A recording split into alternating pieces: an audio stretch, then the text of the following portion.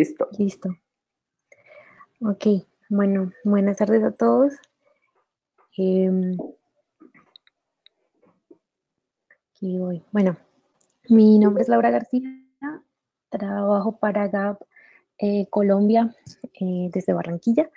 El día de hoy les vengo a compartir esta presentación de Sorting Rubies. Es una charla de Caleb Thompson que la dio en la RailsConf, pero bueno, esta es mi versión para la práctica de Ruby.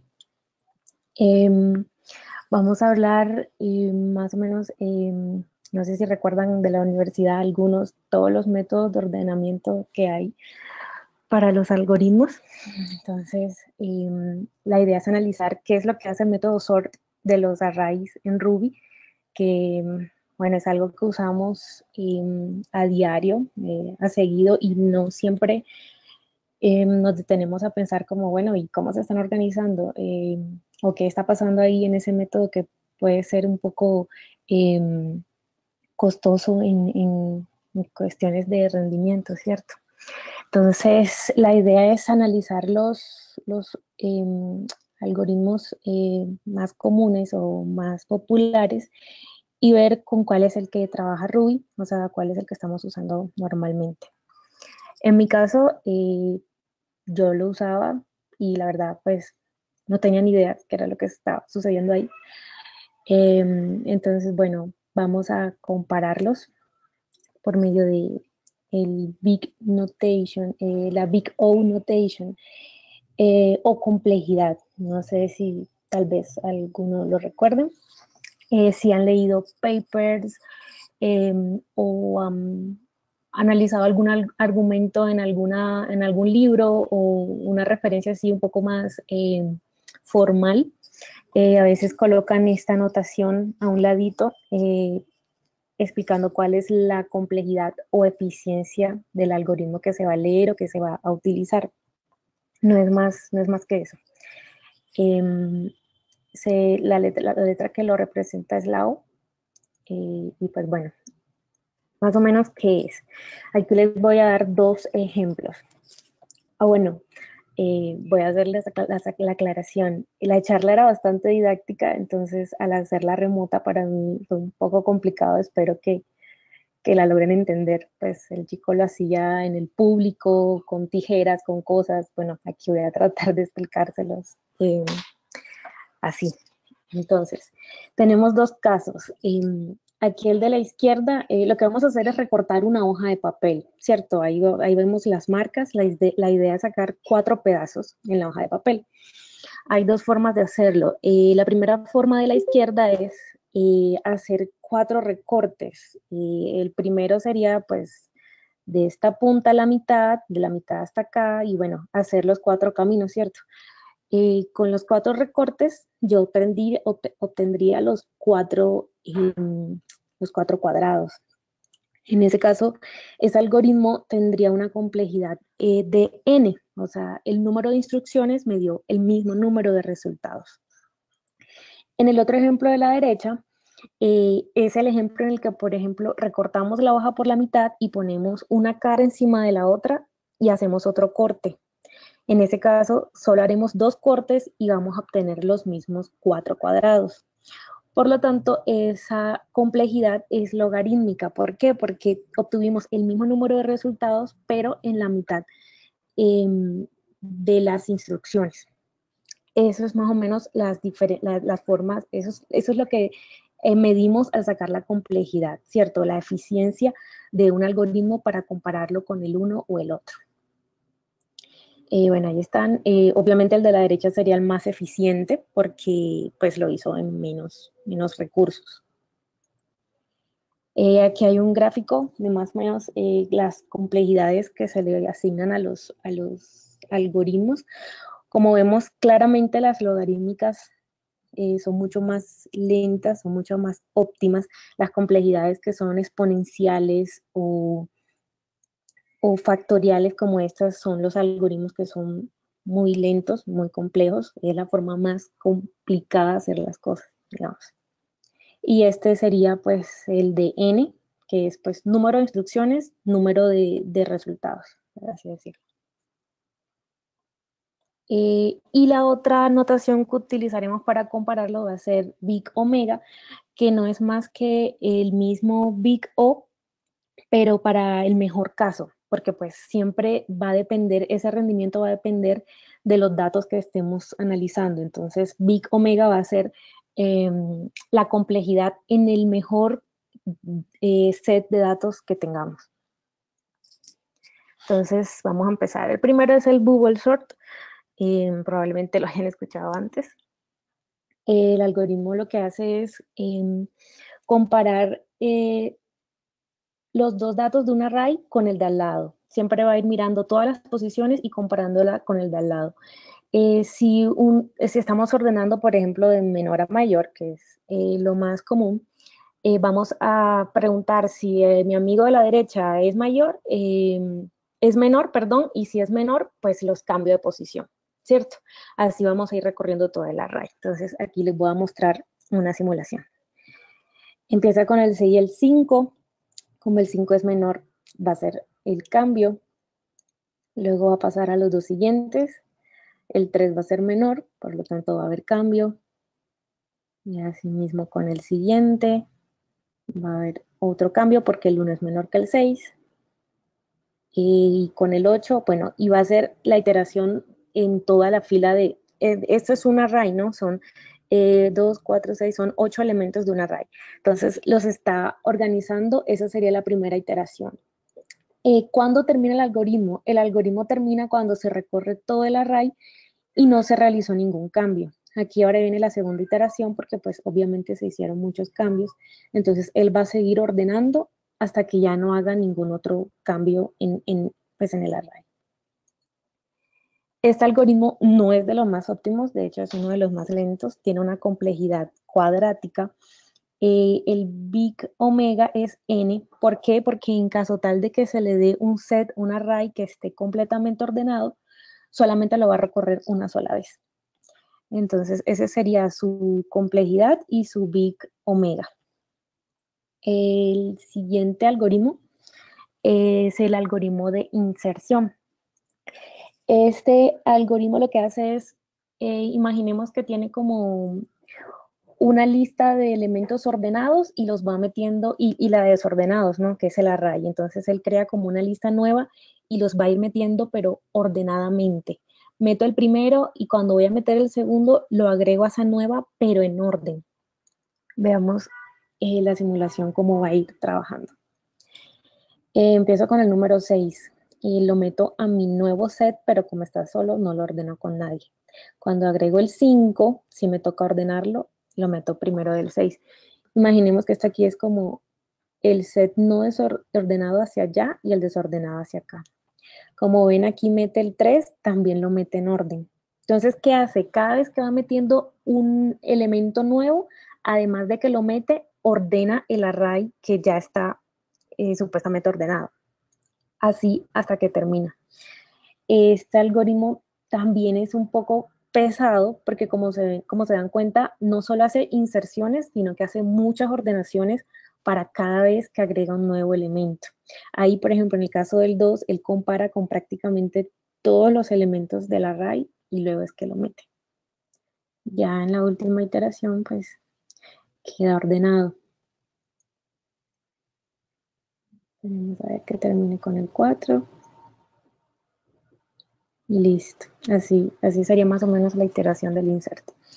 Entonces, al igual que el bubble sort, tiene una complejidad de n cuadrado, porque como les dije, por cada elemento que va ingresando al nuevo set ordenado, él hace otro orden, o sea, lo vuelve a comparar nuevamente con todos los elementos.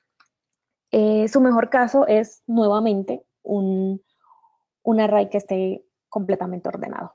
Y también es n, el big omega es n. Aún así es un poco más óptimo que el bubble sort, porque en algunos casos, al final les voy a mostrar una comparación de los algoritmos y se darán cuenta en qué casos es un poco más óptimo que el bubble sort. Si no estoy mal, es más óptimo cuando estás medianamente organizado. Es mucho más óptimo que el Google Sort. El último algoritmo que vamos a ver es el Quicksort. Este es el algoritmo que utiliza Ruby. Esta es la razón por la cual les explicamos los tres, para que vean por qué escogen este. Este algoritmo, bueno, su implementación es un poquitico más compleja, pero pues da una mejor solución. El algoritmo lo que hace es toma un elemento pivote, así lo llama, aleatoriamente entre el set de datos que tengamos, entre el array que tengamos, toma un número aleatorio y entonces organiza los datos, los menores a su izquierda y los mayores a su derecha. Y así, de forma continua, bueno, vuelve a mirar, a organizar de la misma forma el set de la izquierda y el set de la derecha. Vamos a ver la simulación. Ahí tomo el 3. Entonces va a echar todos los menores a 3 hacia la izquierda y los mayores hacia la derecha. Ahí va a ser el cambio porque el 2 es menor y el 6 es mayor. Una pregunta nada más ahí. ¿Por qué toma el 3? Es aleatorio. En este caso lo Ok, toma. ok, ok, ok. Hay algunas implementaciones que toman uno en específico. Toman el de la mitad, algunos toman el primero. Ya les diré por qué es mejor hacerlo en aleatorio. Bueno, en este caso ahí quedó ordenado el 3. Entonces voy a organizar el set de la izquierda. Nada más son 2 datos. Los organizo. Ahí los compara. Y listo, quedó organizado el de la izquierda. Ahora con la derecha vamos a hacer exactamente lo mismo. Vamos a tomar un número aleatorio, ¿cierto? Ahí agarró el 4 al parecer.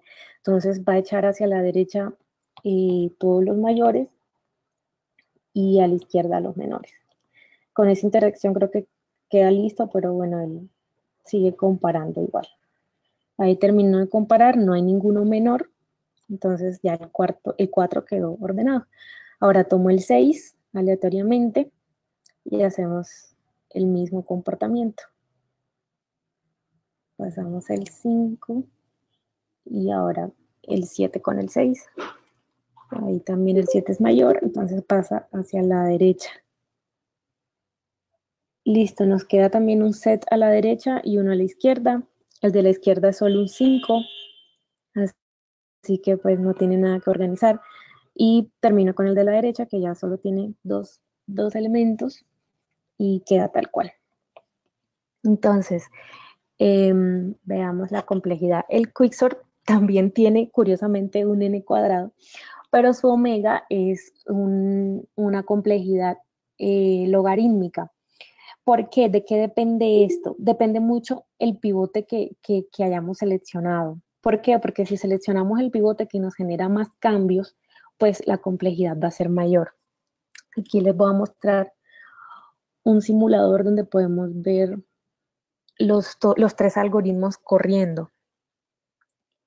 Por ejemplo, voy a poner a correr primero el bubble, el insert y el quick. Aquí hay más, pero pues solo nos vamos a enfocar en este y el quick, que fue los que observamos. Entonces, no tengo forma de lanzarlos al mismo tiempo.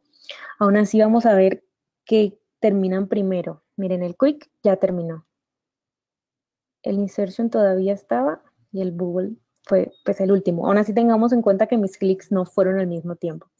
Si lo podemos ver pues paso a paso, aquí nos damos cuenta que el peor caso para el insertion es cuando el algoritmo está completamente inverso, entonces se demora mucho más. Para el Google Sort es la misma situación, pero es muy rápido, obviamente, cuando el array se encuentra ordenado, que es este que vemos aquí. Y para el Heap Sort, en realidad, como les dije, el peor caso es, depende randommente cuando se escoja el pivote, porque pues como les dije, si atinamos a coger el pivote que más genere cambios, pues va a ser más largo. Algunas personas, bueno, en algunas páginas y fuentes dicen que se escoja el primero o el último como pivote. Por eso no está tan bien, porque puede que esté medio ordenado y pues estás cogiendo un pivote que te va a hacer generar muchos cambios. Es mejor siempre ponerlo como aleatorio o escoger el de la mitad, el del centro. Y listo, entonces, tomando acá. Por eso, en la mayoría de sus casos, el Quicksort suele ser mucho más óptimo que los otros dos.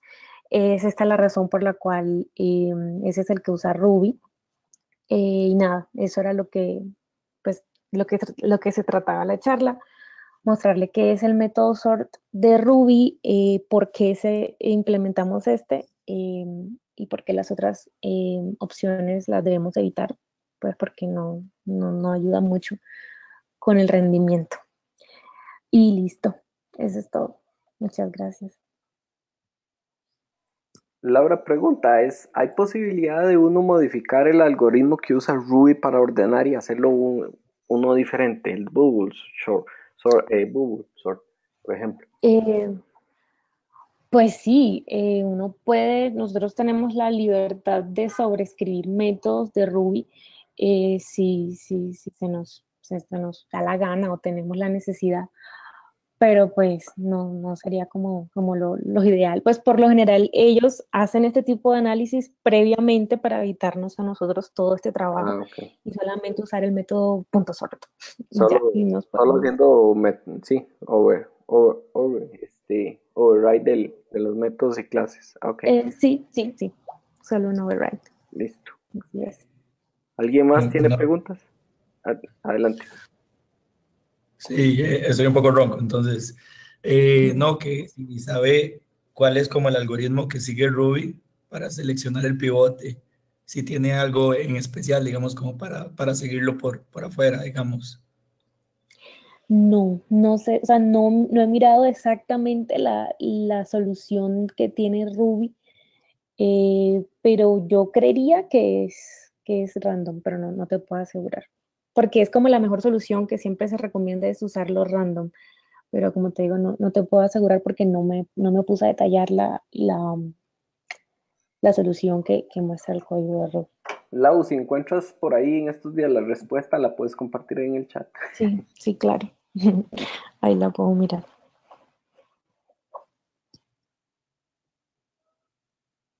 ¿Alguna otra duda?